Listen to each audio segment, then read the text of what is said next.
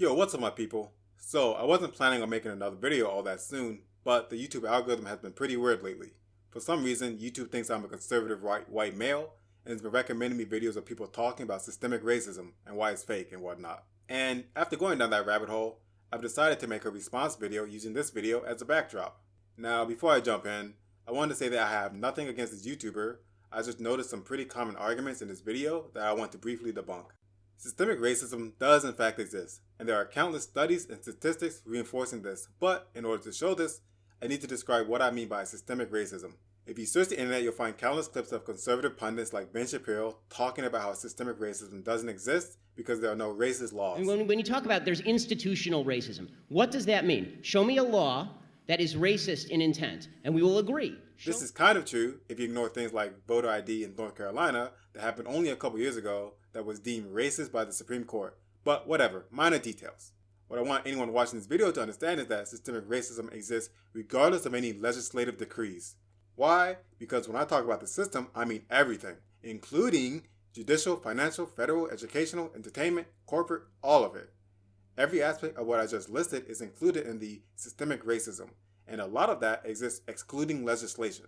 I'm going to go into more detail about this later in the video, but I want anyone watching to know that when I say the system, I mean everything, not just legislation. Got it? Alright, cool. Let's start the video. Treatment just because you are black. But I noticed quite many Japanese people are afraid of that.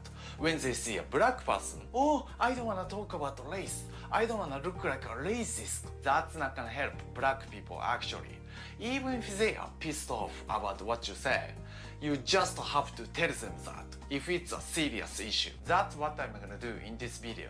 These are the 3 questions to black people. Number 1, why are you so obsessed with the past? For those who don't know yet, I actually have many black friends and black students I'm teaching Japanese. But pretty much every time I talk with a black person about racism, they always bring up the slavery history and talk about how horribly white people treated them at that time. And saying like, Nobita, don't be brainwashed by white people, okay? Be careful, because they don't like us. So they are trying to make us look bad. Okay, when it comes to the slavery history, of course it was bad and horrible. But when that happened actually, that's a long time ago. Like almost 100 years ago. Isn't it just... So this dude starts the video off talking about how the so-called black is obsessed with the past and how slavery doesn't matter today because it happened a long time ago. Now, this is true to a degree, but it's important to talk about slavery because it sets the precedent.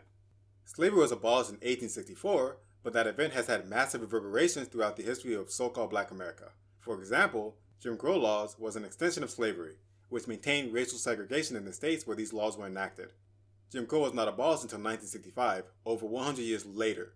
There are people alive today who still remember the time where certain states were racially segregated.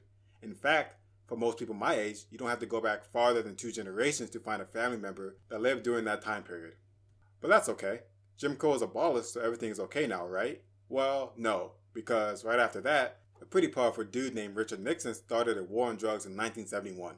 Now, on the surface, this sounds like a good idea, but unfortunately, perception and reality oftentimes differ, because the war on drugs was disproportionately enforced against minority groups, specifically the so-called black and Hispanic, versus their Caucasian counterparts.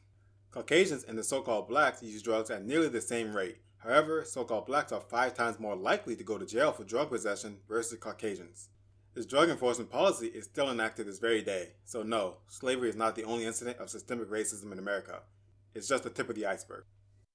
Facing the fact. Okay, there are a lot of information on the internet. I know, I shouldn't believe everything, but here is just a fact, you like it or not. The crime rate of black people is definitely higher than other races. Let me show you the data from FBI. Yes, from FBI.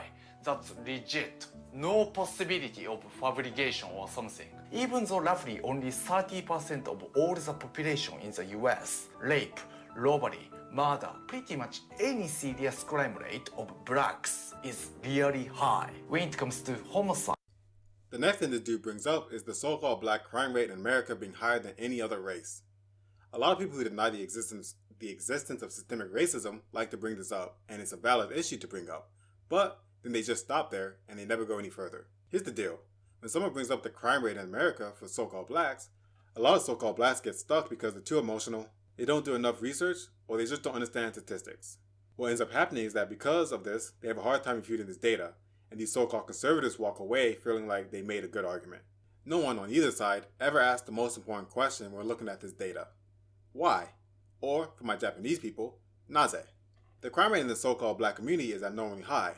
What's the context, a very key term, around this data? Well, let's go back to the war on drugs. I briefly established that the so-called blacks are disproportionately discriminated against in drug enforcement. Now, who's more harshly affected by this discrimination? So-called black men, as shown by this chart. So, if the number of black men being incarcerated for disproportionate drug enforcement exponentially increases every year in this so-called war on drugs, what does this do to the so-called black family? Well, it leaves a lot of children fatherless in single-parent homes. Statistics show a high correlation between single-parent families and crime, so when an entire generation of black men have been decimated by the war on drugs, the children are left to pick up the dysfunctional pieces. And, once again, this war on drugs is still ongoing, so a whole new generation of so-called black children are starting the race of life with a severe handicap. Another important issue to consider with the so-called black crime rate is the rate of false convictions. There's a really good study done by the National Registry of Exoneration that I'm going to briefly read from. I'm only going to go over the murder portion of the abstract, but I recommend that anyone interested in this subject reads this because it's fascinating.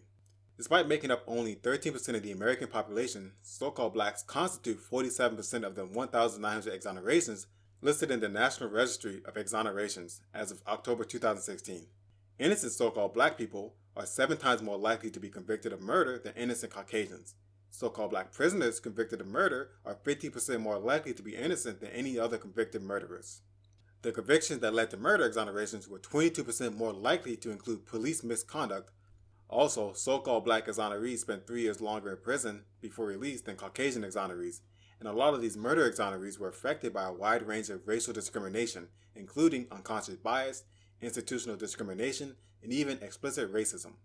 Also, most wrongful convictions are never discovered. What these numbers should tell you is that the crime rate in the so-called black community is high, but we have no idea how many of these convictions are falsely accused. It's possible that a good amount of prisoners in jail today would be exonerated in 3 years. If someone went to jail in 2016 and got exonerated in 2019, does the FBI retroactively fix those statistics? Probably not, but they definitely should. These facts cast doubt on the actual crime rate because it's impossible to know if a so-called black person was wrongfully convicted or not. This is clear evidence of a form of systemic racism in the judicial system, without any law being written to support it. But a lot of people just ignore this because when you ask a question with a bias or an agenda, you almost always find answers supporting your pre-existing bias.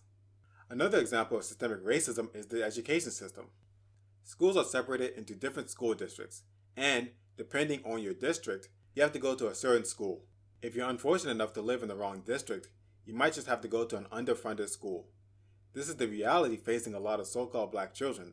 They live in a school district with bad schools, terrible teachers, and very little opportunity to truly learn because the community situation is inherently negative. With racial discrimination, gangs, and whatnot, the likelihood of a child growing up in the gutter and making it to a good university and exceeding is so low that it's almost a miracle.